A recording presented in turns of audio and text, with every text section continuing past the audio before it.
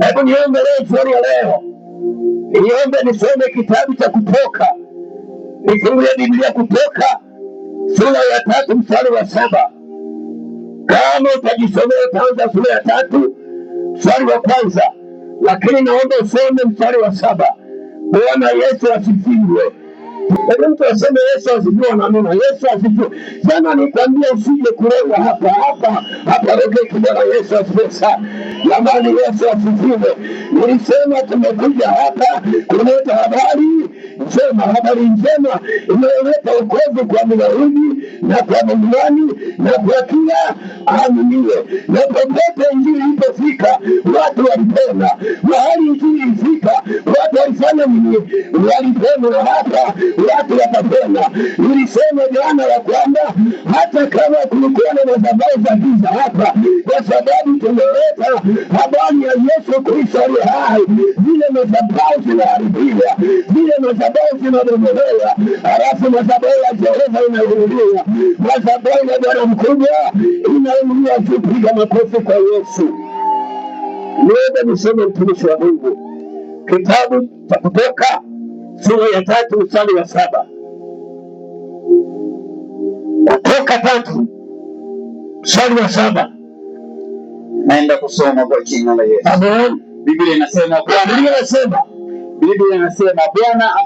Bwana akasema, hakika nimeona mateso ya watu wangu walioko Misri, nami nimesikia kilio chao kwa sababu ya wasimamizi wao, maana najua maumivu yao, nami nimeshuka ili niwaokoe na mikono ya Wamisri, niwapandishe kutoka nchi hata nchi njema, kisha pana nchi ijayo maziwa na asali. Bwana Yesu asifiwe sana. Jamani, Yesu asifiwe sana. Jamani, Yesu asifiwe. Musa alikuwa mtumishi wa Mungu. Bwana Yesu asifiwe. Ukianza sura ya 3 mstari wa 1, inasema huyo Musa alikuwa anachunga kondoo za mkwewe. Bwana Yesu asifiwe. Akaenda na kondoo mpaka kwenye mlima mmoja. Alipokuwa anachunga kondoo, inasema akaona kwa mbali kuna kichaka kinawaka moto, lakini hakiteketei. Ndipo Musa alipoona akasema, nitasogea nione maajabu haya. Musa alipokuwa anasogea mahali pale, inasema sauti ikatoka kwenye moto ikamwambia Musa, vua viatu, maana nchi usimamayo ni nchi takatifu. Bwana Yesu asifiwe sana. Jamani, Yesu asifiwe. Inasema Bwana alipoona Musa amegeuka, ndipo akaanza kusema na Musa. Hiyo sura ya 3 mstari wa 7, Mungu anaona akamwambia Musa, nimeyaona mateso ya watu wangu wanaokaa Misri, kwa hiyo nimesikia kilio chao kwa ajili ya hao wasimamizi. Nimeshuka Musa ili niwaokoe kutoka kwenye mikono ya hawa wanaowatesa na kuwapandisha kwenye ile nchi ya ahadi, nchi iliyojaa asali, nchi iliyojaa maziwa. Musa alipoenda kwa Farao. Bwana Yesu asifiwe. Jamani, Yesu asifiwe sana. Musa akaenda kwa Farao, ingawa pana maneno mengi ambayo Musa aliweza kujitetea, lakini Bwana akasema na kutuma Musa uende kwa Farao, umwambie Farao, wakati umefika na watu wangu kutoka katika nchi ya mateso.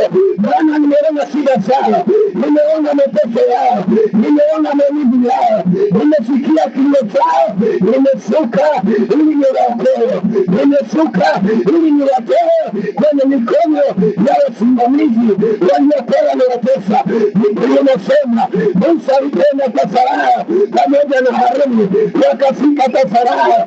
Walipomwambia Farao, Bwana Mungu wa Israeli, Mungu wa Yakobo, Mungu wa Isaka asema hivi, wape watu ruhusa watoke waende kumtumikia. Biblia inasema Farao akasema, huyo Mungu wenu simtambui, huyo Mungu wenu simjui. Bwana Yesu asifiwe. Biblia inasema baada ya taarifa kumwendea Farao, ndipo Farao akatangaza mateso yaongezwe kwa wana wa Israeli mara mbili. Akaona hawa ni wavivu, wanakata kazi, akaongeza mateso.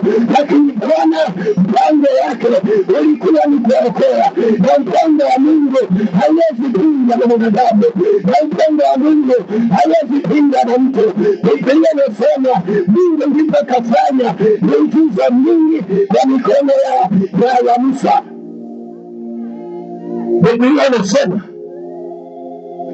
Mungu akamwambia Musa, liko pigo yote atalifanya ambayo hata Farao na mifumo yake.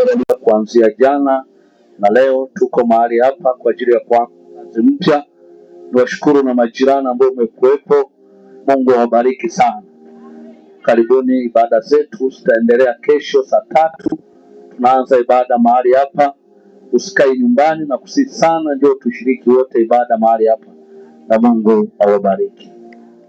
Mimi nawashukuru watu wote ambao watawalipa msipotimia mioyo. Amen. Barikiwe na Bwana. Amen.